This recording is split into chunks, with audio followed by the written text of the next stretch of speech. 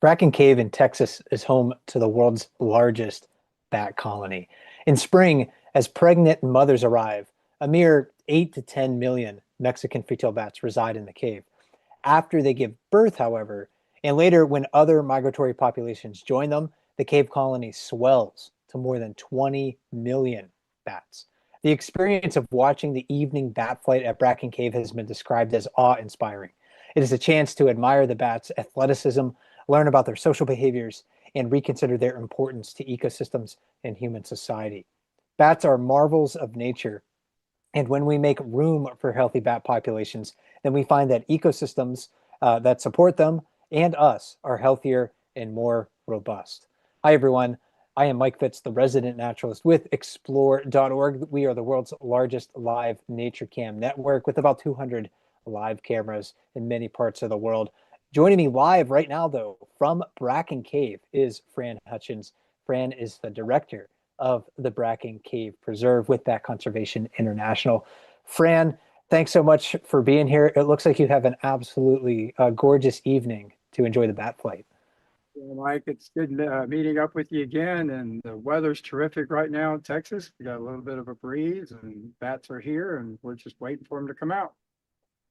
That's right. Yeah. So we're here today to watch the evening bat flight at Bracken Cave. So we're, roughly 30 minutes away from large numbers of bats emerging from the cave. So during the latter half of the program, we hope to see that in action. We'll talk to Fran about that experience of watching the bats coming out of the cave. And while we wait, Fran and I will discuss bats and the cave. And we invite our audience to ask questions. So if you have questions about Bracken Cave, about the Mexican free-tailed bats, or bats in general, then drop those in the chats, and we'll be looking for them during the program today. To start, though, let's talk about the cave. I want to sort of like set the scene for everybody, Fran. The preserve is home to, like I said, to the world's largest bat colony. What is sort of like the scene there right now? It looks very green. It looks pretty lush. Is that typical for this time of the year?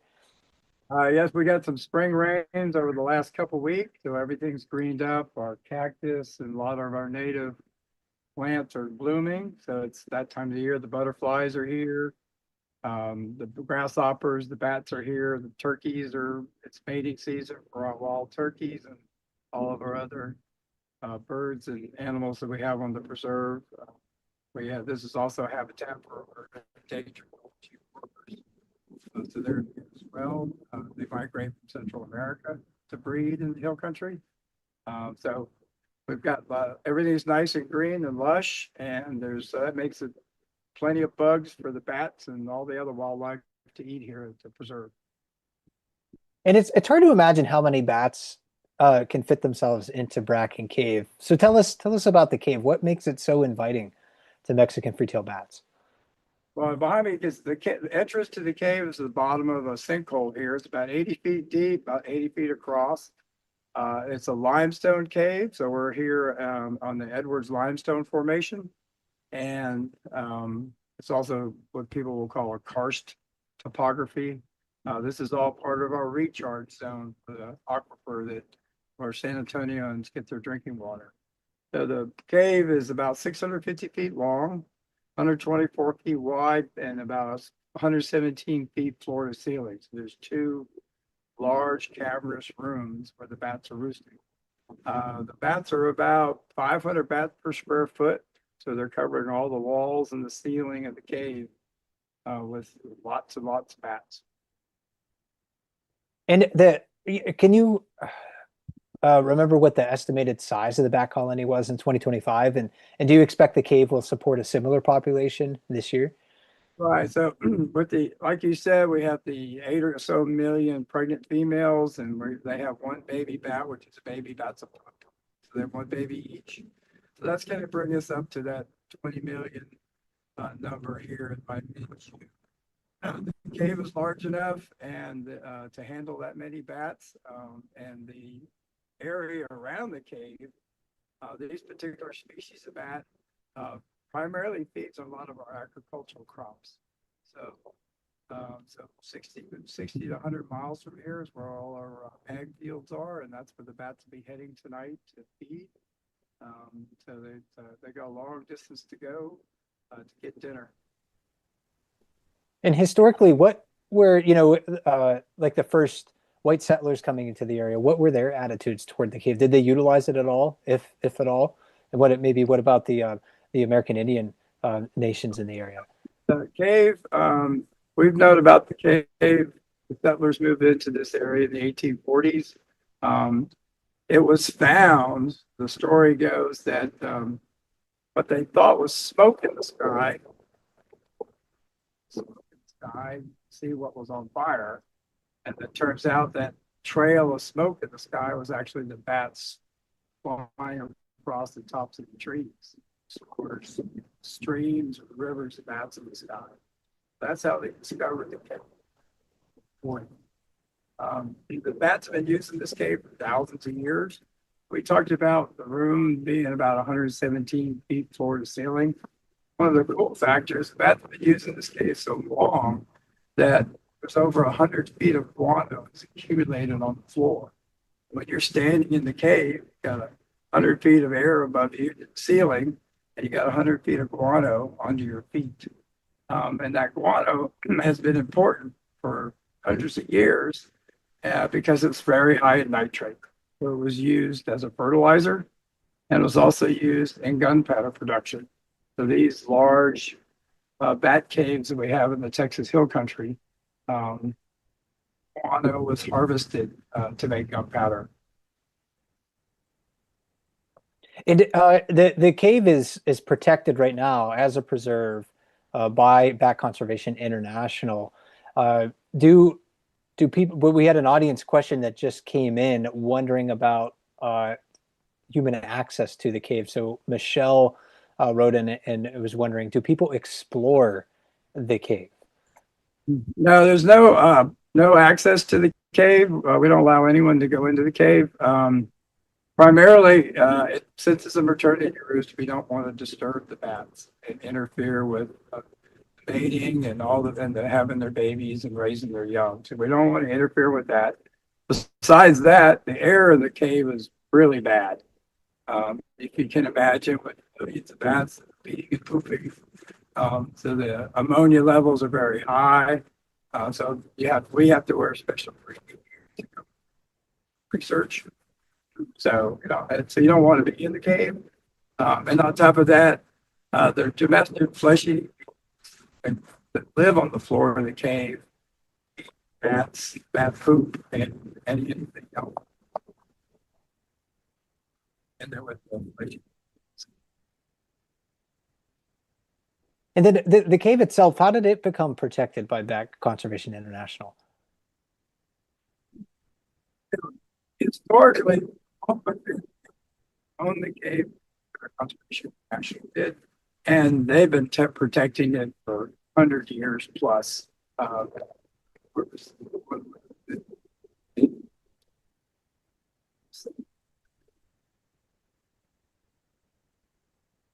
Enough to purchase the cave back in 1992. So we've had this cave for 34 years now. And when we started, we just had a 5-acre footprint, which was the cave. And over the years, we've been able to add more and more land surrounding the cave to put a bigger buffer between all the development that we have going on in this part of Texas. So now we have 1,500 acres that surrounds the cave to protect it. And back when we started with the 5 acres, the goal was to protect as much land in this area as we possibly could. So between Bat Conservation International, the Nature Conservancy, and the city of San Antonio, we have over 6,000 acres of contiguous green space, Comal and Bexar County, that's protected in this area. So it's a great asset to space. And I know it's a little windy where Fran is right now. So every once in a while, if his audio cuts down, that's the wind sort of interfering with his audio. But we don't control the weather. But the bats, actually, I don't think they're going to care that it's windy. So we'll still, I think, look forward to seeing them coming out in a little bit. And Fran, let's talk about the bats right now. that's primarily Mexican free-tailed bats in the cave. What is distinctive about that species? Mexican free-tailed bats, or Brazilian free-tailed bats, depending on what part of the country you're in, um, are migratory. So these bats spend the winter in Mexico and northern southern Mexico, in parts of Central America, and then migrate to the Texas Hill Country, to the East Coast, the West Coast, to live, to have their babies.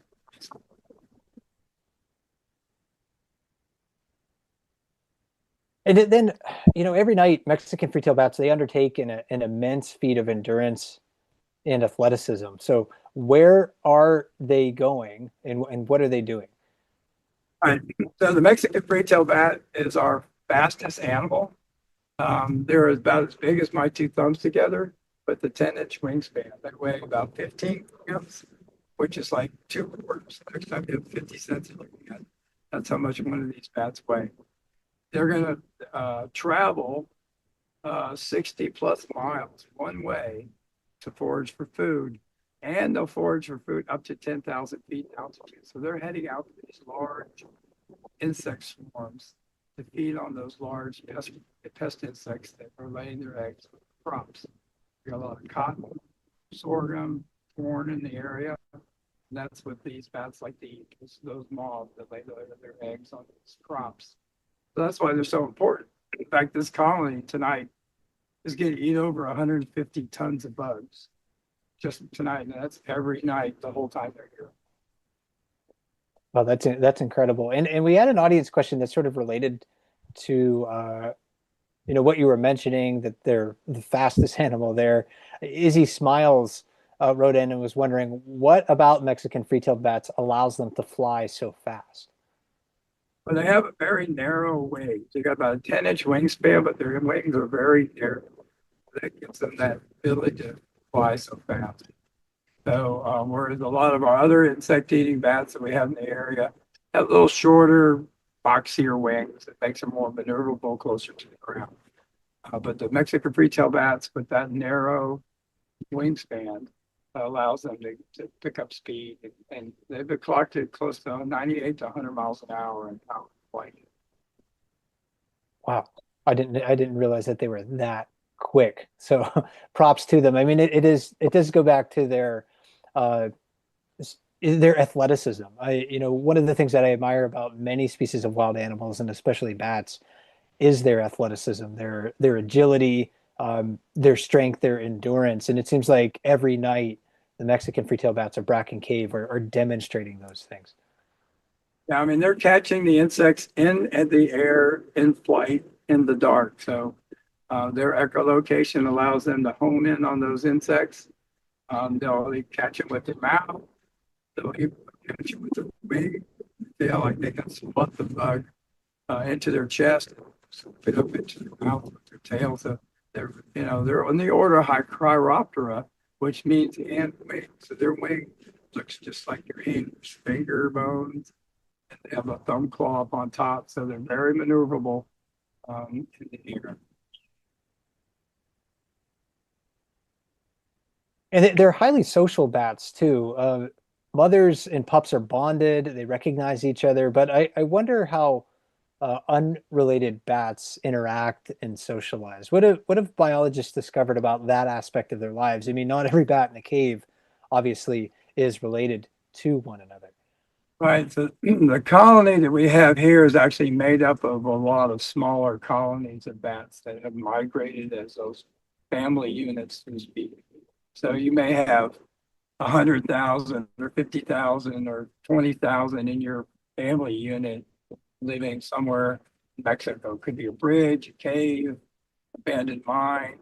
And those individual colonies are all migrating north to spend the summer in Texas. And so they all congregate in these caves, and those units are roosting together. About to forage for food, they're going to fly off as groups and eat forage as a group all night long. What you'll see when they start coming out is this vortex swirling mass of bats. We call it a Batnado. But this whole bowl of the sinkhole is going to be full of swirling Batnado. And one of the advantages of that, it creates an updraft, allows these bats to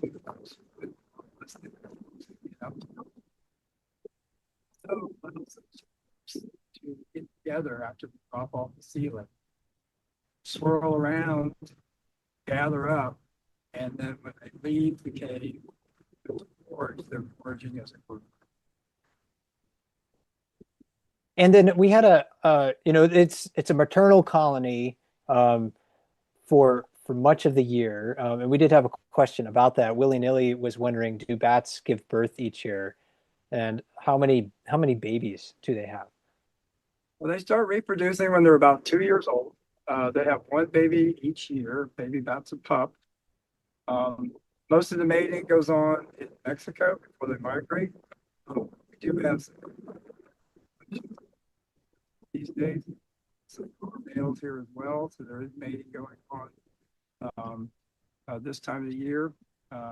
Once everybody's pregnant, this is primarily a maternity roost, and the male bats, since these are mammals, the male bats can't help feed the young because the mothers are going to be nursing them.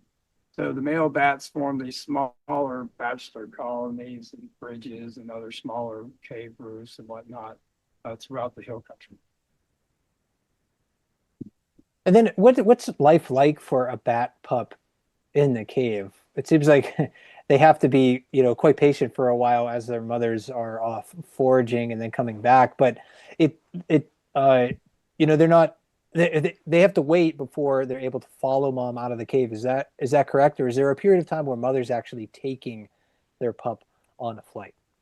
Yeah, so when they're first born, that first week, 10 days or so, the mother is actually carrying the baby. She puts the nipple under her wing, so the baby grabs on, it just hangs on tight. So she's out foraging.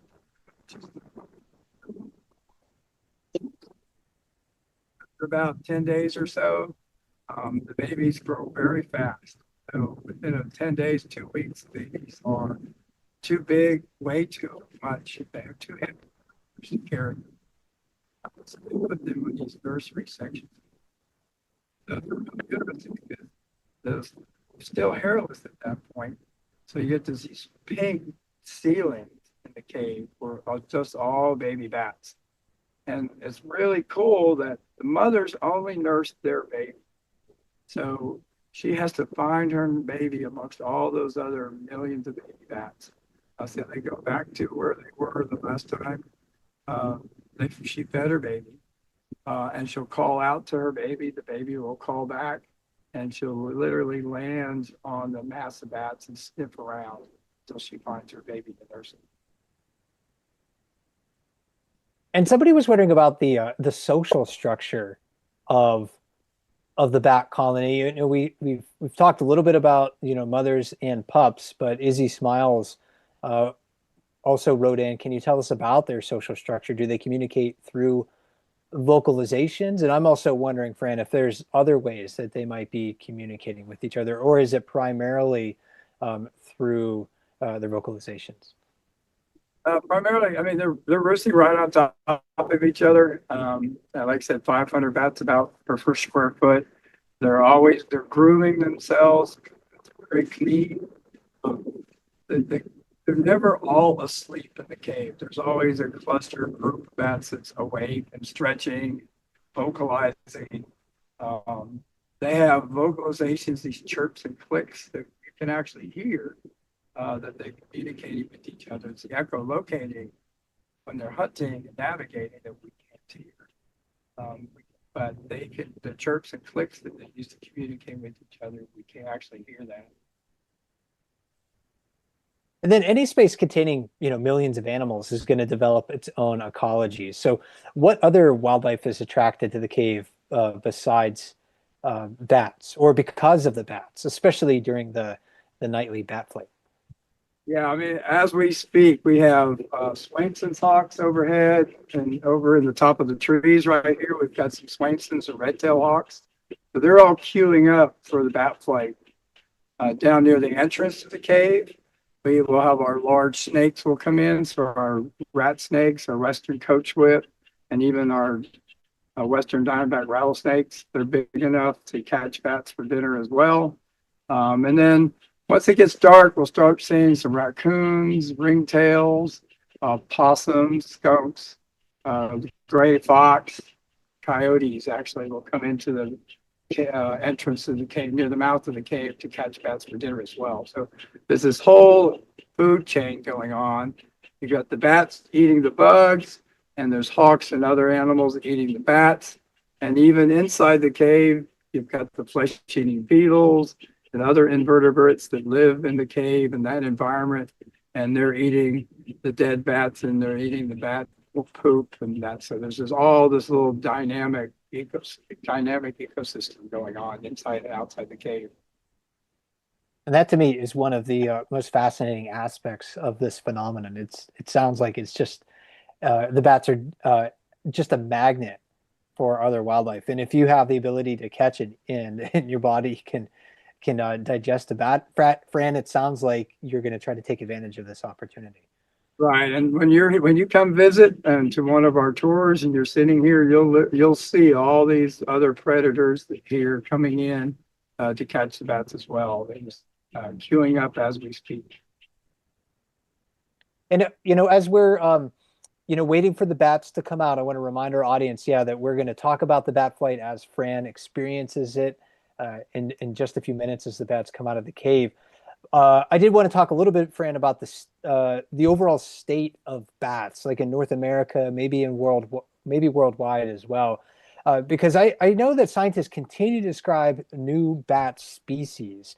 I remember like 25 years ago or something, people might have said there was only like 800 species of bats, but now we know there are many, many more species. Do you know the current estimated number of species on Earth, and why are bats as a group of animals so diverse in comparison to most other mammals? Well, right now we've got 1,500 species of bats worldwide. In the United States, we have 44 different species, and Texas has 32 of those 44 species of bats. Bats are they've been around for 52 million years, so they're very diverse. They eat a lot of different things. So, most of our bat species, especially here in North America, are insectivores. They eat bugs. But we do have nectar bats out in West Texas and parts of Mexico and southern United States, or southwestern United States. So they're like the nectar version of honeybees. And their primary plant they like is agave. So that's really important to us. That's where we get tequila from agave plants. So they're responsible for pollinating those agave plants. In other countries, there's over 500 species of plants that rely on bats to pollinate them. We have bats. Some bats eat rodents, other small birds, other bats. There's bats that eat fish, frogs, all kinds of different things. Bats are and they live in all kinds of diverse things, not just caves. They live in trees, tree cavities. From what we got bats coming out right now, Mike. Oh, do we? Okay, great. European hawk chasing bats right here in the sinkhole. I'm gonna get out of the way. Yeah, why don't we talk about what you're seeing there, Fran, as the bats start to come out of the cave. So we also have Christy Miner here as well. Christy is the project coordinator for the Bracken Cave Preserve. So yeah, Christy and Fran, why don't you just kind of describe what you're seeing there? Yeah, so the bats just started coming out. They tend to come out like this kind of as a group, and then it kind of builds. So right now, I don't know how much you can see, but they're already building up in numbers. And there are 5 or 6 at least different hawks all swooping in Oh, that to many. get some dinner. Yes. Some of them are farther off in the distance. Some of them are swooping down closer. So keep watching and you'll probably see some. The wind's blowing a little bit. The bats do pretty good. They do get blown around a little bit, but they get right back to where they're going and right now they're holding their own pretty well. And we, at least us, Fran and I, right here in person, we can hear the sound of the bat's wings. So to me, it sounds like almost like waves, like ocean waves or something, like water. I don't know, Fran, what else?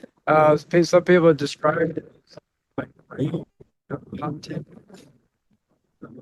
Yeah, but you can hear the flapping of the wings. It's thousands of bats. And I was actually kind of wondering about that. I did want to ask, like, what you can hear, because we can't hear the echolocating calls of bats. It's too high of a frequency for humans to hear. You described like you can hear the bat's wings, um, but it's got to be a vastly different experience for the bats themselves. If you can speculate, how might the bats' soundscape, what might they be hearing right now? Well, but two things. One, they have very good eyesight, very good hearing. So what they're dealing with right now is 5 pairs of Swainson's hawks trying to Oh, there catch. they go. Yeah. Their big thing right now is trying not to get eaten. So that's why you see the vortex and then the river of bats in the sky. That's safety in numbers, kind of like you see with schooling fish. So their objective right now is to get away from the cave as quickly as possible so they have some airspace to maneuver and get away from these hawks.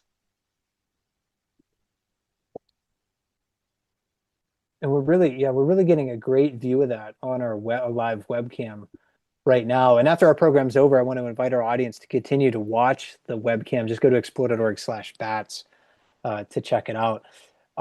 It's almost like, Christy and Fran, it's almost like watching a school of fish. Like if you see like a school of herring or sardines, and dolphins are diving into the middle, how they sort of like split apart and merge back together.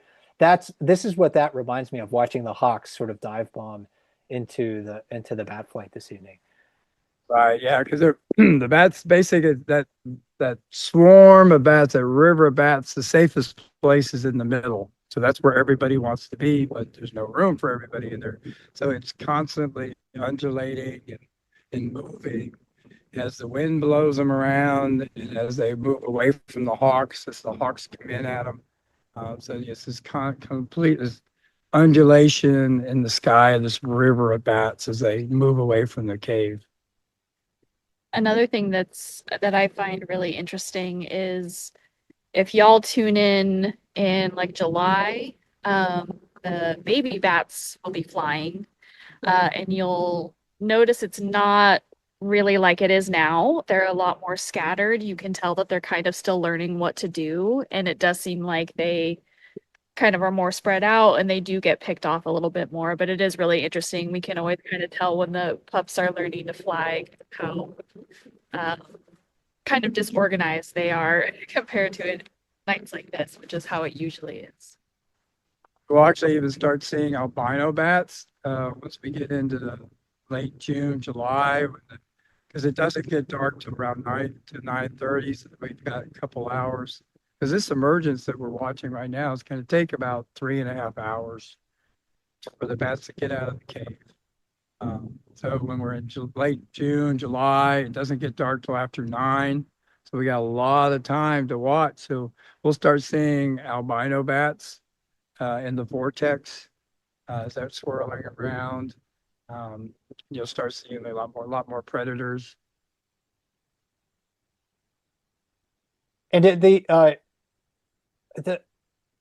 the young bats, so like when the pups are taking their first flights, it sounds like, based on what you said, Christy, that they're maybe a bit more vulnerable to predation. Flying is a skill, like for bats, flying is a skill like walking is for a human baby, but human babies aren't good at it at first, right? They need to practice it. You stand before you can run, or walk before you can run. And I'm wondering if like baby bats are kind of going through those stages as well, from their own sort of like bat perspective. Yeah, in a way they are, and it's pretty harsh for them, because when they first take flight, like for the first time, they can't really afford to not be successful. So if they're in the cave and hanging from the wall and they decide to fly, if for some reason they can't fly, they're going to drop to the ground and probably get eaten by those beetles that are on the floor, or if there's a predator that goes a little ways into the cave. So they're kind of relying on a successful flight their first time, but they are going to be slower. It's going to take them time to build, the muscle and to really know what to do. So they are a lot more vulnerable. It's definitely the most vulnerable stage of their lives after they make it, past their first summer and their first year. They're pretty good. But yeah, it is a bit rough for them at first, definitely. Speaking of predators, we had a question come in from Alexi Mosaic, who was wondering what would prevent predators from entering the cave. Is it just like the sheer numbers of bats, or is it? If I were to venture a guess, somebody who's never been to Bracken Cave in person, it's on my list though, and I haven't seen really the inside of the cave except for the webcam footage. Maybe it's the inaccessibility also of where the bats are roosting in the cave. Could that be a possibility? Yeah, they're 100 feet off the floor, so that makes it difficult for most of your mammals and your snakes. So the hawks and owls, sometimes will take advantage of that. And a bunch of webcam, especially the one that's inside the mouth of the cave, you may happen to see one of the hawks sitting on a boulder inside the mouth of the cave. And what they do is they fly in and grab them off the wall and come back out and eat them, which is kind of cheating a little bit, but they'll take advantage of that to grab some lunch, so to speak. But for the most part, bats have evolved to hang from their roost that keeps them away from the predators all off the ground. And that's what's worked for them for 52 million years. And if you're just tuning in, thanks for being here. My name is Mike Fitz with Explore.org. I'm talking with Fran Hutchins and Christy Miner at Bracken Cave Preserve. They are live there right now watching bats come out of the cave. And it's an amazing scene. I'm really enjoying this footage where we get to understand why it's called a Batnado. You mentioned earlier lots of hawks looking to catch dinner before nightfall. Do you see any other predators in the area of the bats? Perhaps anything on the ground, or do you happen to see any owls in the vicinity? A little early for the owls. We got probably another 20, 30 minutes. The owls prefer it to be pretty dark. Okay. And also too, by then the hawks won't have any competition, so the airspace opens up a little bit, so you don't have hawks and owls competing for the same airspace, so to speak. And also too, one of the things you can do while you're live streaming this on explore.org, pop up another window for the Doppler radar, weather radar here in San Antonio, and you can see this emergence on Doppler radar. There's literally a cloud forming over the top of the cave. As the bats are so thick in the sky, in the air, they show up on Doppler radar. I wish I would have thought of that for the program, and we could have brought in that webpage. I didn't think of that. Next time we do this, yeah, we'll do that next time. Remind me. Looks like a hawk. We can see on the webcam right now. It looks like a hawk landed. We can't really see if it caught anything, but I imagine that, Fran, that if we see like a hawk land in a tree and it's not actively dive bombing through the cloud of bats, that it's made a kill. Yeah, they're eating them. Yeah, they're sitting there and punching out on them. Is there any estimate on how many like an individual hawk might try to catch? As many as it can. It's like, hey, this is an all-you-can-eat buffet, but it lasts for me like 45 minutes until it gets too dark. So they just keep trying to hit the bats as much as they can before it's too dark. Yeah, I mean, from what we can tell here, they're getting at least a half a dozen every evening. So yeah. And is there a difference between maybe the way owls might hunt the bats versus hawks? I'm wondering again if we on the webcam footage later if there's enough light to be able to see when the owls come out. Could we tell just by like their hunting style or silhouette that it's an owl versus a hawk? Yeah, the bodies on the owls will be a lot bigger. They're gray horned owls and barred owls. Okay. So, but the owls like to just work them right in the sinkhole because they'll go from treetop to treetop and just fly through the vortex and grab the bats and stop in the tree, eat them, and then fly back through, and they're just back and forth, back and forth. And then when they have their young, they'll be bringing bats to their young as well. You can often hear the owls really well too. If they're close in the sinkhole, you'll hear them kind of hooting before they fly off to catch a bat. Oh, interesting. I wonder if they're talking to each other.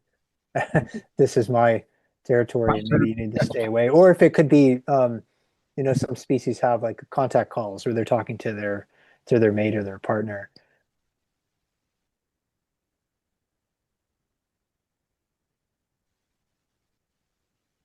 And Mike, we'll have to do some sound so people can hear the bats.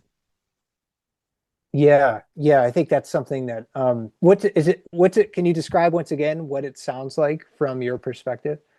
Yeah, for me, I mean, if I cup my hands over my ears and look at the cave, it just sounds like rain, a heavy downpour on a metal roof. So it's pretty loud. And can you talk about how the bats are able to fly out of the cave without just constantly smacking into one another? We know that there's bound to be some contact between bats. You have like that many organisms flying in a limited space. Of course, there's going to be some bumps here and there, but they get out of the cave. They're able to get into the sky. How are they able to mostly maneuver without crashing into each other every split second? Well, the vortex is counterclockwise. So everybody goes in the same direction. So they're all swirling around, and again, they have very good eyesight, so they can see each other spatially around each other, and they just do a very good job of maneuvering. And also, you see that with schooling fish. You'll see that with in those murmurations that we see with birds. They just have a sense of who's next to them, above and below, and beside each other, and they just kind of move together, really. So. And then, of course, there's risk to the bats flying out of the cave.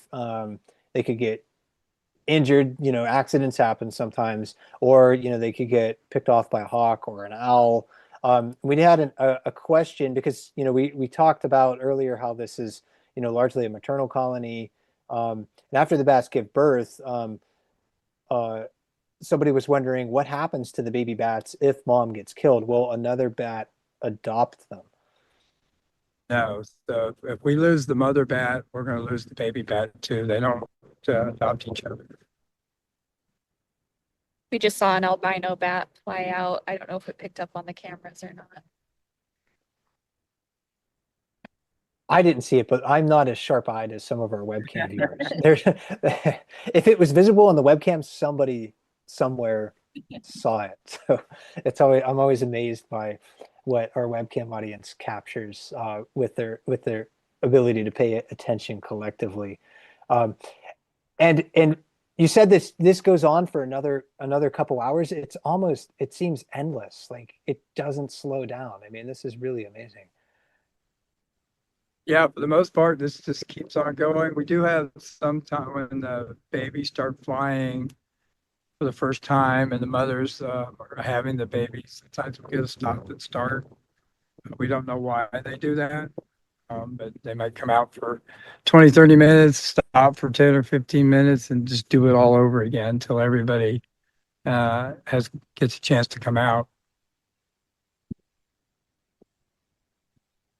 And I imagine the answer to this question is no, but do either of you, and we're watching again another hawk flying through the screen, do either of you ever tire of this, or could you come out here every evening, spring, summer, and fall, and watch it? Yeah, I definitely it never gets old to me. I think one thing that I really love about it is it's a little bit different every night. So you're always gonna see a lot of bats. You're almost guaranteed to see some hawks, and other wildlife. But it's always a little bit different. They might fly a little bit of a different direction. They might take up more or less of the sinkhole one night than the other. You might see different wildlife around one night versus another. Um, so for me, it really never gets old. It's always a spectacular sight, and it's also really exciting for me to get to see other people experiencing it when we have tours out here. And just watch them get excited about bats is always really nice. And what about yourself, Fran? Is this is probably something that you could watch every day? Yeah, I mean, I've been working here 21 years, and I couldn't tell you how many bat flights I've seen, and they're always, like Christy said, there's always something different going on um, their behavior and different predators around.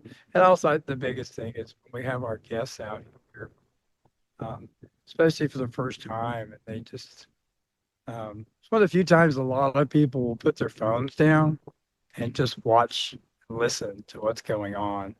And so and kids too. I mean, when you have 8 or 9 year olds turn around to their parents and tell them that this is really cool, because they probably didn't want to come out to begin with. Uh, so yeah, so but when we have our guests out, it's a lot of fun just watching their reactions to this as well.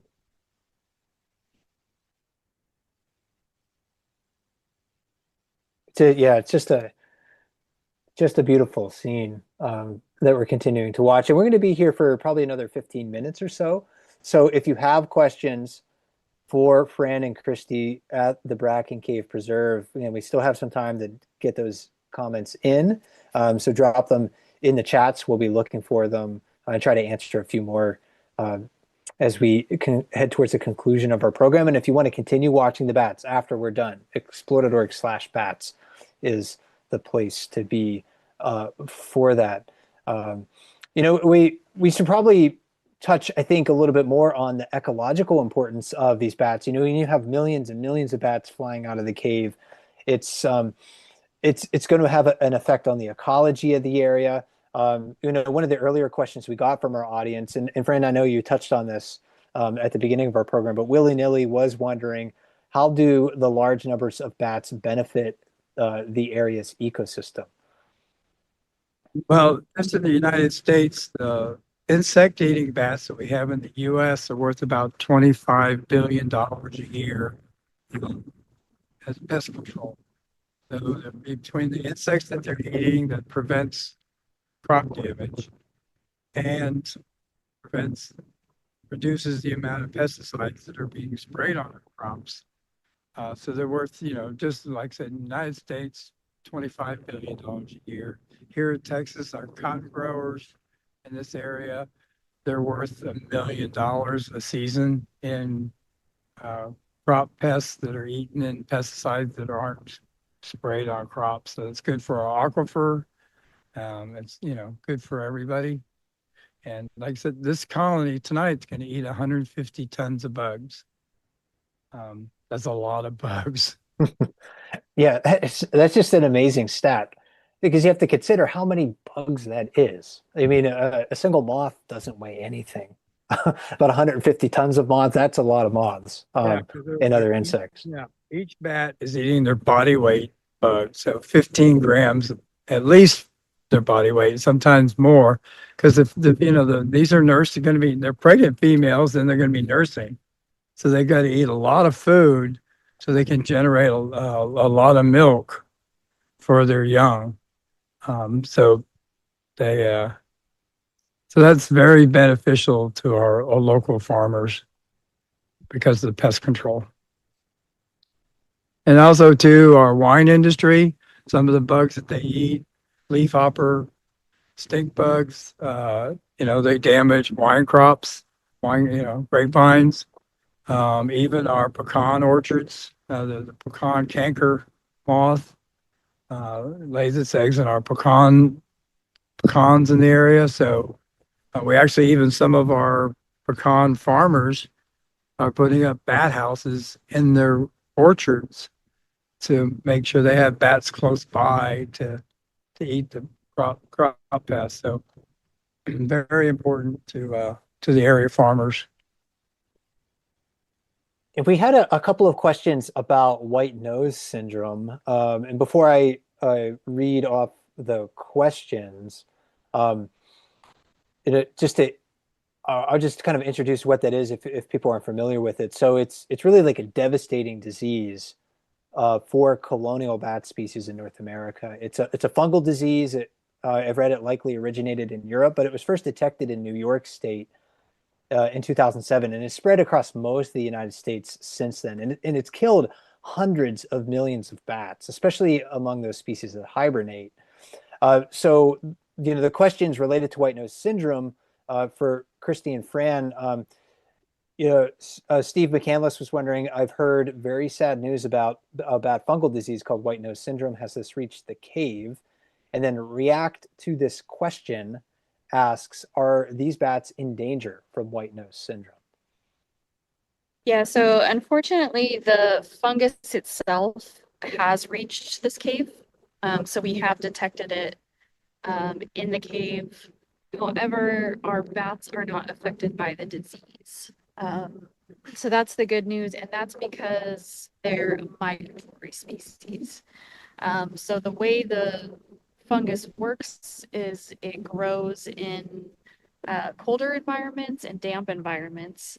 And when it gets onto the skin of the bats basically get really itchy. So it irritates them a lot. What that does is it wakes them up repeatedly while they're hibernating. And then they can't get in, they kind of burn through their food stores and they starve to death. So it's really ugly way to go. But for our bats, even if they had the fungus on them and was bothering them, which we also haven't seen, but they would either already be down in Mexico when it's that cold, or the small amount of bats that stay year round have enough food nearby, because it doesn't quite get, our winters aren't really all that cold, so there are usually insects year round for them to eat. So we haven't seen the disease itself affecting our bats, but we do have the fungus.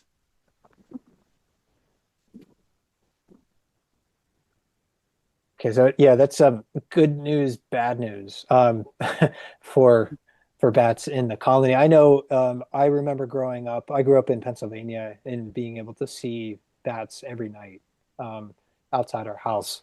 And now they're just not as common. Like there's a significant drop in the number of bats in the northeastern United States, especially. So hopefully we can get populations back up to where they were before. So not only because of their ecological services, but just so we can enjoy them. There was a question that came in about somebody else was wondering about different predators at the cave, and our webcams just switched over to sort of our low light conditions right now, so that's why it's gone into black and white, but it's actually maybe a little bit easier to see the bats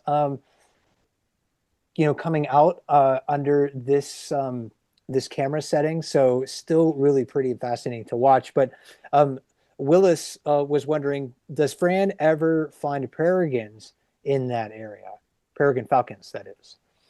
Yes, we have.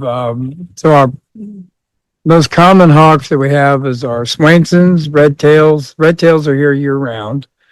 We have peregrine falcons, merlins, and then our Cooper's hawks, and our sharpshins will all be around to catch bats for dinner. The peregrines came through a few weeks ago, but right now we're mostly seeing red tails, Swainsons, and the sharp shins.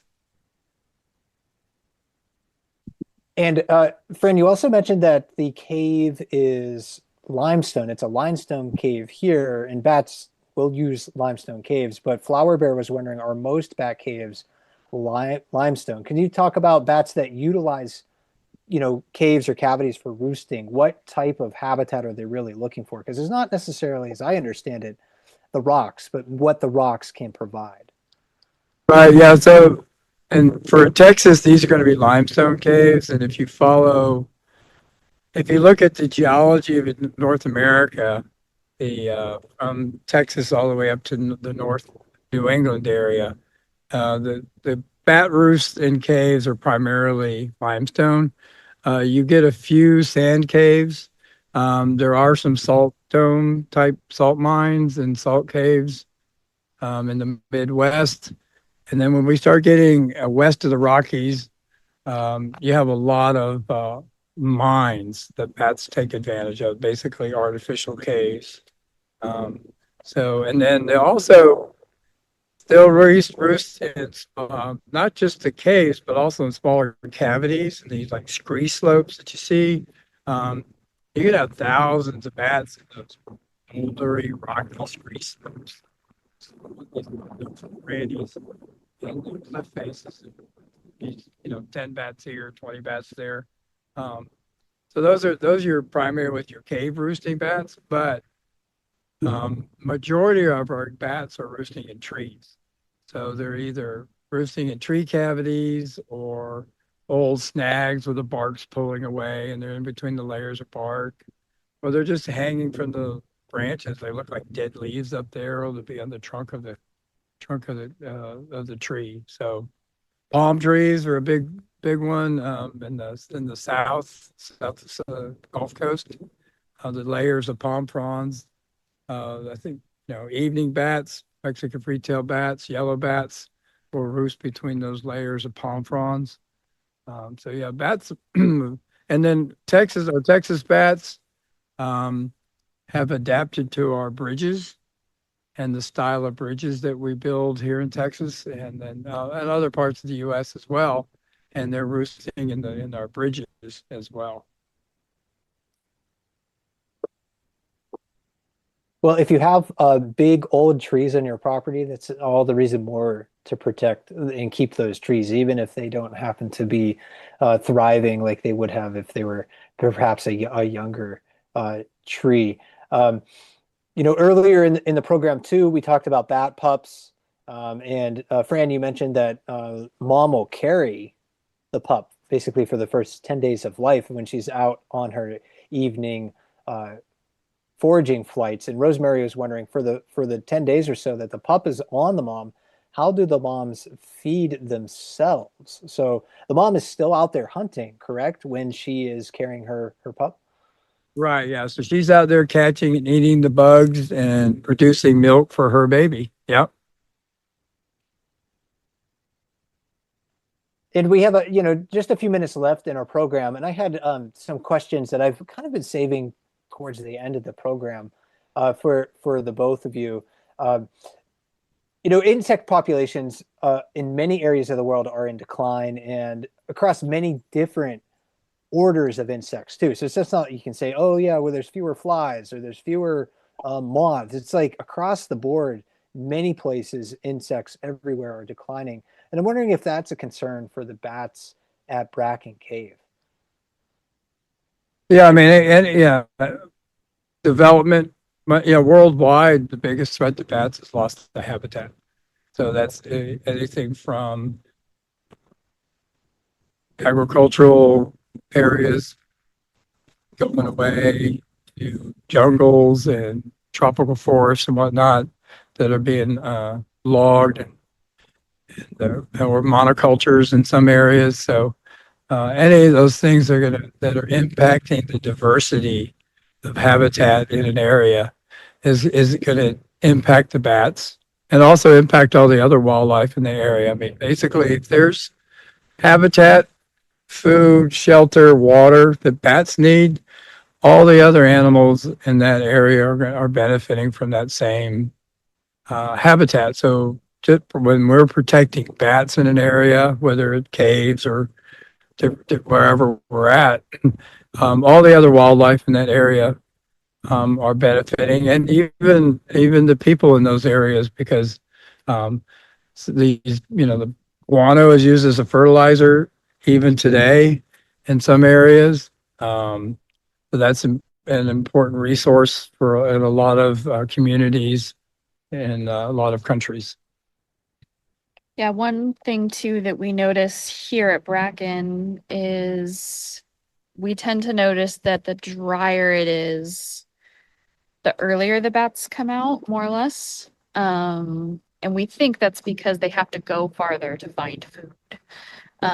So we think ultimately they are kind of, learning to adapt. If there are fewer insects or it's drier, they can't find as many, they're going to need more time to go hunt. So they might exit earlier, versus when it's really wet, they come out later. It's just a theory, but it's one that makes sense to us. Oh, that's interesting. Yeah, so the bats certainly aren't immune to droughts and weather, for sure. I, you know, I the colony at Bracken Cave, as far as I understand, is doing pretty well. Again, millions and millions of bats are utilizing that area, but many bat species are not doing well. Many are threatened with extinction. Some are very rare, and they've maybe even just been described by science. So I'm wondering if there's lessons that we can take away from like your experience at Bracken Cave, sharing this with bats, working with local communities to protect bat habitats. I mean, there's a bridge in Austin, right, that has a colony million strong, and people go there every night to watch the bats kind of fly out from underneath the bridge. So a couple of questions here. How has the public's general attitudes changed towards large bat colonies in Texas?